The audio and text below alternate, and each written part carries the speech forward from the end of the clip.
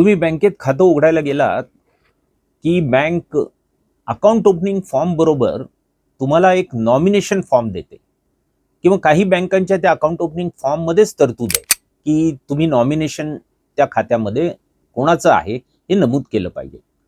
आता हे नॉमिनेशन म्हणजे काय?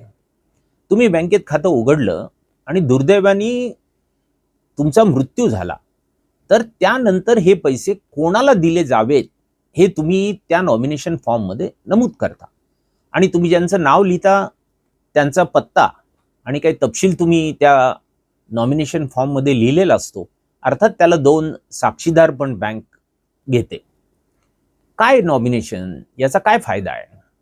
आता तुम्ही बँकेमध्ये जे सेव्हिंग अकाउंट किंवा current account, term deposit account किंवा रिकरिंग डिपॉझिट अकाउंट जे ओपन करता किंवा बँकेमध्ये जे तुम्ही लॉकर घेता भाड्याने, या सर्व ठिकाणी तुम्ही नॉमिनेशन देऊ शकता.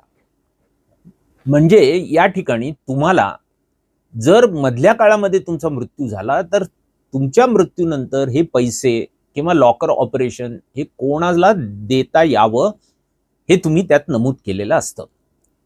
अर्थात हे लोन अकाउंटला, कॅश क्रेडिट अकाउंटला किंवा बिझनेसच्या अकाउंटला मात्र हे उपलब्ध नाही, हे सांगण्याची आवश्यकता नाही. आता यात पुन्हा सिंगल अकाउंट आणि जॉईंट अकाउंट अशी 2 खाती असतात. आता जॉईंट अकाउंटमध्ये एक इन्स्ट्रक्शन ऑपरेशन, अकाउंट ऑपरेशनची तुम्ही अशी देता की आयदर ऑर सर्व्हायव्हर, म्हणजे दोघे जण आहेत, त्यातला समजा पहिला मृत्यू झाला तर दुसरा माणूस ते खातं ऑपरेट करू शकतो.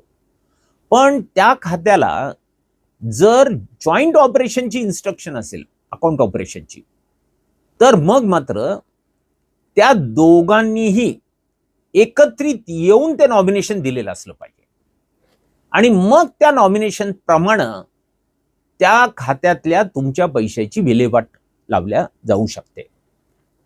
आता हे जे नॉमिनेशन आहे, हे नॉमिनेशन हे तुम्ही मायनरचं पण देऊ शकता. म्हणजे तुमचा मुलगा आहे, तो आज अज्ञान बालक आहे आणि त्याचं नाव तुम्ही देत असताना मात्र त्याचा पालनकर्ता कोण आहे हे पण तुम्ही नमूद केलं पाहिजे. म्हणजे मायनर गार्डियन, मायनर बरोबर मायनर गार्डियनचा पण तपशील तुम्हाला त्यात द्यावा लागेल. आणि तुमचा मृत्यू झाल्यानंतर बाय द टाइम तो मायनर जर मेजर झाला असेल तर अर्थात त्या मेजरच्याच फेवरमध्ये ते पैसे मिळतील.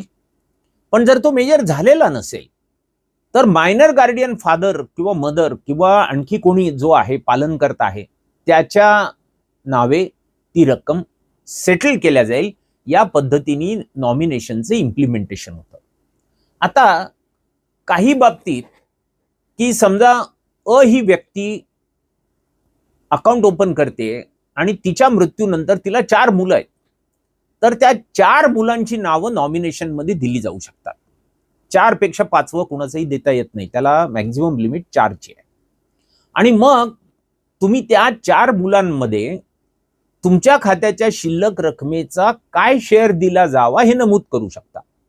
तुम्ही मोठ्याला 60% देऊ शकता, मधल्याला 20%, पुन्हा खाली आणखी 20%, असं करत ते एकूण 100% जी रक्कम आहे त्याची विल्हेवाट लावू शकता. म्हणजे तुम्हाला नॉमिनेशन देत असताना तो शेअर तिथे नमूद केलेला असायला पाहिजे. काही लोकांची प्रायोरिटी असते की मी गेल्यानंतर पहिल्यांदा माझ्या सगळ्यात मोठ्या मुलाला हे पैसे मिळाले पाहिजेत.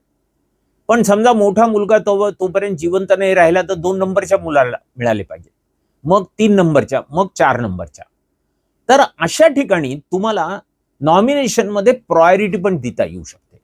त्या प्रायोरिटी प्रमाणे तुमच्या मृत्यूनंतर हे जे पैसे आहेत ते पैसे त्या ज्यांच्या नावाने नॉमिनेशन केलेले त्यांना ते पैसे मिळू शकतात.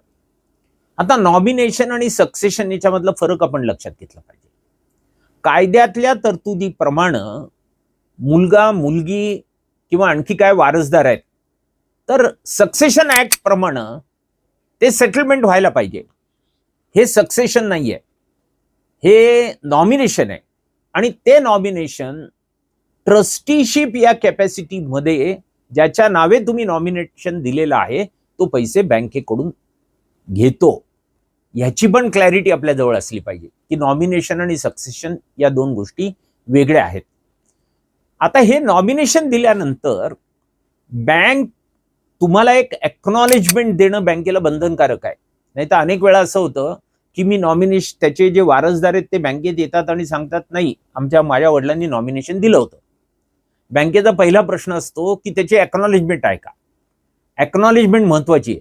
त्यामुळं नॉमिनेशन दिल्यानंतर तुम्ही बँकेकडून एक्नॉलेजमेंट अगदी आवश्यकपणे घेतलीच पाहिजे.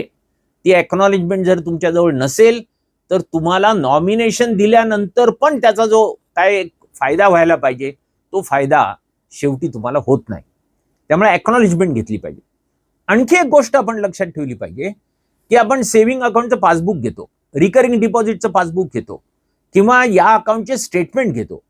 तर या प्रत्येक ठिकाणी नॉमिनेशन दिलेलं आहे हे नमूद केलेलं असायला पाहिजे.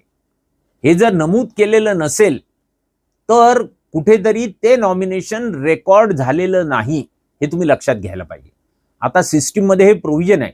तुम्ही नॉमिनेशन दिलं की सिस्टीममध्ये ते नॉमिनेशन रेकॉर्ड केलं जाऊ शकतं आणि त्याचं रिफ्लेक्शन पासबुकमध्ये किंवा स्टेटमेंट ऑफ अकाउंटमध्ये रिफ्लेक्ट व्हायला पाहिजे. आता हे नॉमिनेशन का आवश्यक आहे. तुम्ही बघाल नॉमिनेशन शिवाय जर तुमच्या खात्यामध्ये एक 20 लाख 30 लाख रुपये रक्कम असेल आणि तुम्ही जर सक्सेशन घ्यायला गेलात तर जिल्हा कोर्टामध्ये त्या सक्सेशनसाठी तुम्हाला अनेक चक्रा माराव्या लागतात. याशिवाय स्टॅम्प ड्युटी त्या कायद्यातल्या तरतुदीप्रमाणे भरावी लागते आणि त्यात जो वायफळ होणारा खर्च आहे तो खर्च या नॉमिनेशनमुळे वाचू शकता. तसं आणखी एक गोष्ट आहे की हे नॉमिनेशन दिलेलं नसेल तर बँकेमध्ये इनऑपरेटिव्ह अकाउंटची संख्या वाढते.